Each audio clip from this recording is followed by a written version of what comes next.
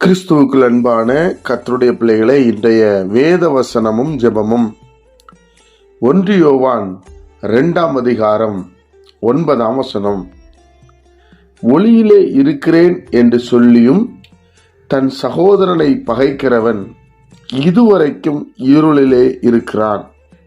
என் அன்பு கர்த்தருடைய பிள்ளைகளே, வெளிச்சத்துல இருக்கிறேன், நான் சரியா இருக்கிறேன், கரெக்டா இருக்கிறேன் என்று சொல்லுகிறவன் தன் சகோதரனை பகைத்தால் அவன் இருள இருக்கிறான் என்று இங்கே பரிசுத்த ஆவியார் எழுதி வைத்திருக்கிறார்.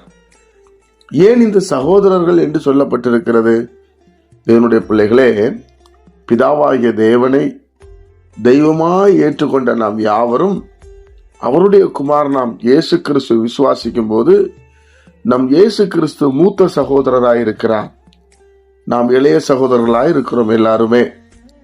அதனால நாம் சகோதரிடத்திலே அன்பு கூற வேண்டும் என்று வேதம் எழுதுகிறது. தேவனுடைய பிள்ளைகளே, நிறைய நேரத்தில் இந்த அன்பு நாம் கூற முடியாது. நாம் அன்பு கூற வேண்டும். இந்த யோவான் 1 யோவான் 2 யோவான் 3 யோவான்லாம் அன்பை பற்றி பிரதானமாக எழுதப்பட்டிருக்கும். தேவனுடைய பிள்ளைகளை, ஒரு ரகசியத்தை பைபிள் சொல்லுகிறது. தன் சகோதரனை பகைக்கிறவன் எவனும் ஆசீர்வாதமா இருக்க முடியாது. பகைக்க கூடாது. பகைப்பது வேற, நேசிப்பது வேற, உதவி செய்வது வேற. பகைக்க கூடாது. அப்படி என்றால் மூத்த சகோதரனா இயேசு கிறிஸ்து இருக்கிறார். எல்லா விதத்திலும் இயேசு கிறிஸ்து நமக்கு அங்கே முன்பாக வந்து நிற்கிறவராய் இருக்கிறார். அதனால நம்மளால முடிந்த அளவு நம் சகோதரரிடத்திலே அன்பு கூறுவர்களாய் காணப்பட வேண்டும். என்னுடைய பிள்ளை, பகைக்கிறது என்ன? ஆகாப் ராஜா சொன்னார்ல, எலியாவை பார்த்து நான் உன்னை பகைக்கிறேன் என்று சொல்லுகிறான். உன்னை பார்க்க விரும்பல, நீ எதற்காக உயிரோடு இருக்கிறாய், நீ செத்து தொலைந்தா நல்லா இருக்கும், அப்படி ஒரு எண்ணம் தான். அந்த மாதிரி ஒரு நாள் யாரையும் நம்ம நினைக்க கூடாது பிரியமானவர்களே. அப்படி நினைத்தால் நாம் ஆண்டவரே நினைக்கணும்னு அர்த்தம். அதனால நம்ம எல்லாரையும் நேசிக்கணும். விசேஷமாய் சகோதரத்திலே அன்பு கூற வேண்டும். அன்பு தான் கூறணும். அதற்காக சகோதரன் செய்கிற தவறுல நம்ம போய் விழ முடியாது. மதியீனமாய் நடக்கிற காரியத்துல நம்ம போய் விழ முடியாது. ஆனா பகைக்க கூடாது. அவங்க அழிஞ்சு போகணும் நினைக்க கூடாது. அவங்க ஒண்ணு இல்லாம போயிடணும் நினைக்க கூடாது. அவங்களும் நல்லா இருக்கணும் நம்ம நினைக்கணும். நம்மளால் முடிந்த உதவி செய்யணும். இல்லை என்றால் நம்ம விட்டு விலக்கி கொள்ளணும்.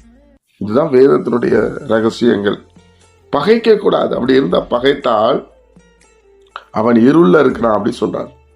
ஜெபிப்போமா? பிதாவே, உம்முடைய குமாரன் இயேசு கிறிஸ்துவின் நாமத்தில் நாங்கள் வருகிறோம். எங்கு திரும்பினாலும் சகோதரர்கள் இருக்கிறாங்க ஆண்டவரை. ஆனா அவங்களிடத்துல நாங்கள் எப்படி அன்பு கூறுகிறோம்? உம்முடைய பிரசன்ன எங்களை ஆளுகை செய்யட்டும். வேத வசனத்தினுடைய வாழை எங்களை அர்ப்பணிக்கிறோம்ப்பா. இந்த வேத வசனத்தை வெறும் படிக்கிறவர்களாய் கேட்கிறவர்களாய் அல்ல சுவாமி, இதன்படி நடக்க எங்களுக்கு கிருபை செய்யும். நாங்களும் இந்த வேத வசனத்துக்கு கீழ்ப்படிந்து சகோதரிடத்தில் அன்பு கூற எங்களுக்கு உதவி செய்யும். அவங்கள பகைக்காம அவங்களுக்கு வேண்டிய உதவிகளை செய்ய எங்களுக்கு பலன் தாருமாப்பா. நீரே எங்களை ஆளுகை செய்யுங்க. உங்க வல்லமை எங்களை காத்துக்கொள்ளட்டும். கர்த்தராகிய இயேசுவின் மூலம் ஜெபிக்கிற பிதாவே, ஆமென்.